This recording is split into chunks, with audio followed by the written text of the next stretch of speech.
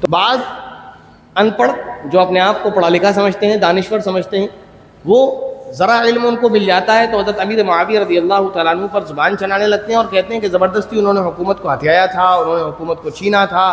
حضرت امیر معاویہ رضی اللہ تعالیٰ عنہ پر جو اعتراضات ہوتے ہیں ان میں سے ایک اعتراض یہ ہوتا ہے کہ انہوں نے یزید کو خلیفہ کیوں بنایا؟ اللہ کے نبی صلی اللہ علیہ وسلم نے حضرت امیر معاویہ رضی اللہ تعالیٰ عنہ کے لیے دعا فرمائی، اللہم علمہ الکتاب والحساب، اے اللہ معاویہ کو حساب اور کتاب کا علم عطا فرما، ومکن لہ فی البلاد، اور اس کو شہروں کی حکمرانی عطا فرما۔ تو کچھ لوگ تو ایسے ہیں کہ حضرت علی اور معاویہ رضی اللہ تعالیٰ عنہ کی جو اختلاف تھا اس کو تو بیان کرتے ہیں، لیکن اختلاف کے بعد جو صلح ہو گئی تھی اس کو بیان نہیں کرتے، آدھا سچ بیان کرتے ہیں۔ آپ نے سنا ہوگا بڑے بوڑھوں سے، آدھا سچ جھوٹ سے زیادہ خطرناک ہوتا ہے۔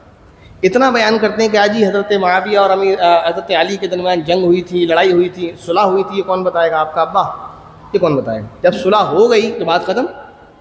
بھئی میرے درمیان میں اور کسی عالم کے درمیان مثلا جھگڑا ہوا، لڑائی ہوئی، اس کے بعد ہم دونوں میں صلح ہو گئی، ہم بیٹھ کے ساتھ میں ناشتہ کر رہے ہیں۔ اب کوئی بدبخت اس واقعے کو تو بیان نہ کرے کہ دونوں ساتھ میں بیٹھ کے ناشتہ کرتے ہیں، یہ کہتا پھر ہے کہ دونوں مفتی لڑ رہے تھے، میں نے دیکھا تھا۔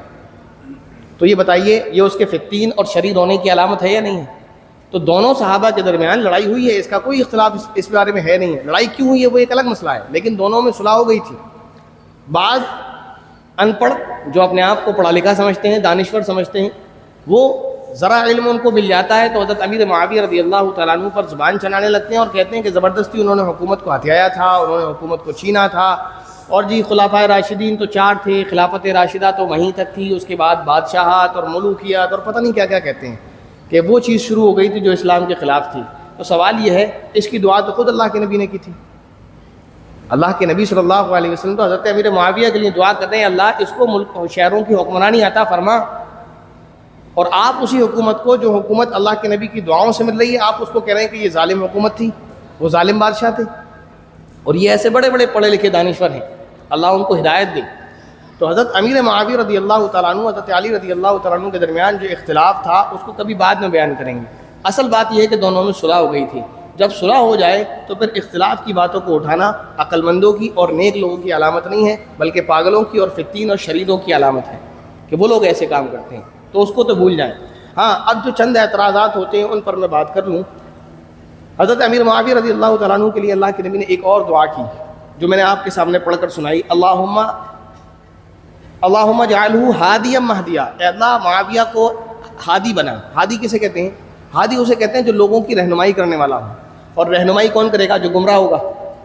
ارے بتائیے رہنمائی کون کرے گا؟ مجھے سیدھے راستے کی طرف رہنمائی کون کرے گا؟ جو سیدھے راستے سے گمراہ ہوگا یا جو سیدھے راستے پر چل رہا ہوگا؟ جو سیدھے راستے پر چل رہا ہوگا۔ اللہ کے نبی دعا کرنے ہیں، اللہ معاویہ کو رہنمائی کرنے والا بنا، مہدین، اور ایسا رہنمائی کرنے والا بنا جو خود ہدایت یافتہ ہو، وہدی بھی، اور اس کو ایسا بنا کہ اس کے ذریعے سے لوگوں کو ہدایت ملے۔ تو یہ تو اللہ کے نبی کی دعا ہے۔ اس سے پتہ چلتا ہے کہ حضرت امیر معاویہ رضی اللہ تعالیٰ عنہ نہ صرف ہدایت پر تھے بلکہ ہدایت کرنے والے تھے، اور ایسے ہادی تھے کہ ان کے ذریعے سے لوگوں کو ہدایت ملتی تھی۔ 2 روایت میں نے آپ کے سامنے مختصر پیش کی۔